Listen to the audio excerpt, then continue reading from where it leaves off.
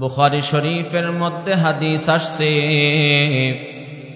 আম্মা জান আয়েশা সিদ্দিকা রাদিয়াল্লাহু তাআলা আনহা থেকে হাদিস বর্ণিত। তিনি বলেন, আমি আল্লাহর রাসূল সাল্লাল্লাহু আলাইহি ওয়াসাল্লামের সাথে একদিন ঘরের মধ্যে বসা। এমন সময় তাকায় দেখি দূর থেকে একজন ব্যক্তি আসতেছে।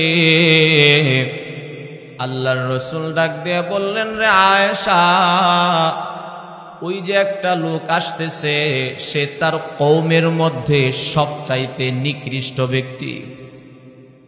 ওই লোক যখন রাসূলের কাছে আসছেন, আম্মা জান আয়েশা সিদ্দিকা রাদিয়াল্লাহু তাআলা আনহা পর্দার আড়ালে চলে গেলেন।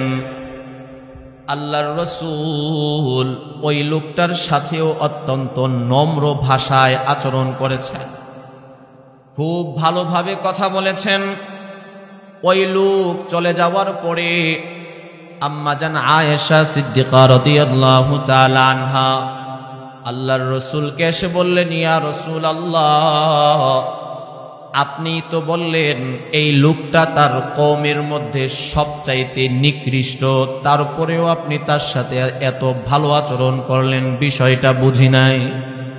আল্লাহর রাসূল ডাক দেয়া কয়, রে আয়েশা, ওই লোকটা তার কওমের কাছে নিকৃষ্ট ঠিক আছে, তাই বলে তো আমি মুহাম্মদ তার সাথে খারাপ আচরণ করতে পারি না। এই হাদিস থেকে আমাদের জন্য শিক্ষা, একজন নিম্ন থেকে নিম্ন শ্রেণীর মানুষের সাথেও খারাপ আচরণ করা যাবে না। একজন মূর্খ মানুষ, একজন অশিক্ষিত মানুষ আপনার সাথে খারাপ আচরণ করলো, আপনি শিক্ষিত মানুষ, আপনি ভদ্র মানুষ, আপনি তো তার সাথে খারাপ আচরণ করতে পারেন না।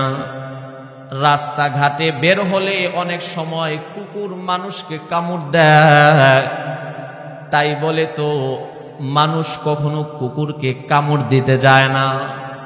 কুকুরের কাজ কুকুর করলো, এখন আপনি মানুষ হয়ে যদি কুকুরকে কামড় দিতে যান, তাহলে তো আপনার মাঝে আর কুকুরের মাঝে কোনো ব্যবধান থাকলো না। এই জন্য সমস্ত মানুষের সাথে ভালো আচরণ করা, এমনকি রাস্তাঘাটের যেই জীবজন্তুগুলো আছে ওই জীবজন্তুগুলোর সাথেও ভালো আচরণ করা। রাস্তাঘাটে অনেক সময় কুকুর দেখলে কিছু যুবক ভাই এমন আছে, কুকুর দেখলেই মাথা গরম হয়ে যায়, পাথর দিয়ে ঢিল মারে, লাঠি নিয়ে দৌড়ানি দেয়। চায়ের দোকানের পাশে একটা কুকুর শুয়ে আছে, অনেক সময় দেখা যায় ভিতর থেকে গরম পানি কুকুরের উপরে ছুঁড়ে মারে। বাবা, আমি যদি একটা কুকুরকে গরম পানি ছুঁড়ে মারি, আমার তো কোনো ক্ষতি হবে না, কিন্তু এই বোবা প্রাণীটার তো একটা অঙ্গ পড়ে যাবে, এটার মধ্যে পচা লাগবে, পোকা ধরবে, কষ্টে কষ্টে তার জীবন শেষ হবে। আমার তো খবর নাই এই বোবা প্রাণীটা যতদিন পর্যন্ত কষ্ট ভোগ করবে, তার একটা বদদুয়া আমার আমলনামার মধ্যে আসতে থাকবে। বড় ভয়ঙ্কর বিষয়। বুখারী শরীফের মধ্যে হাদিস আসছে, আল্লাহর রাসূল সাল্লাল্লাহু আলাইহি ওয়াসাল্লাম বলেন, বনি ইসরাইলের একজন আবেদা মহিলা একটা বিড়ালকে ঘরের মধ্যে আটকায় রাখলো। বিড়ালটাকে খাবার দেয় নাই। বিড়ালটা খাবার না খাইতে পেয়ে ওই মহিলার ঘরের মধ্যেই মারা গিয়েছে। আল্লাহর রাসূল বলেন, এই মহিলাটার এই কর্মের কারণে আল্লাহ রব্বুল আলামিন তারে জাহান্নামে নিক্ষেপ করেছে।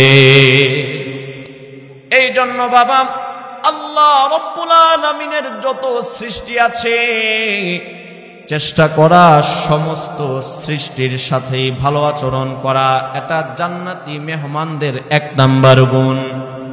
আর যারা জাহান্নামী হবে তাদের অন্যতম একটা গুণ হলো নিজেকে বড় মনে করা, অহংকারী ভাব অন্তরের মধ্যে আনা। আল্লাহ রব্বুল আলামিন পবিত্র কোরআনের মধ্যে বলেন, ইন্নাহু লা ইউহিব্বুল মুস্তাকবিরিন,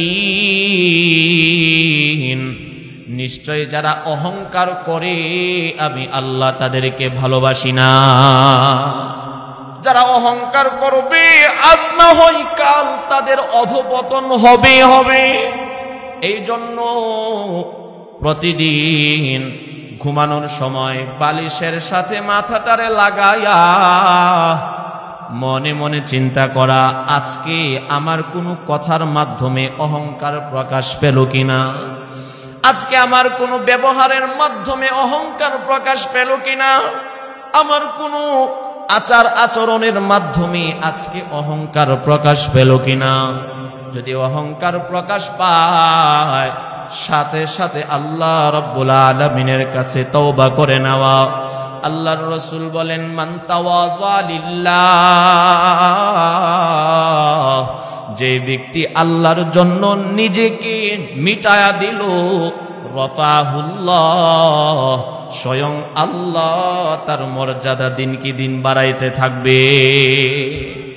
আর যে নিজেকে বড় মনে করবে, আমি লাখপতি, আমি কোটিপতি, আমি দিনদার, আমি এলাকার মাতাব্বর, আমি এলাকার বড় হুজুর, আমি খতিব সাহেব, আমি বড় বক্তা, যারাই নিজেকে বড় মনে করবে সময়ের ব্যাপার, তাদের ধ্বংস অনিবার্য।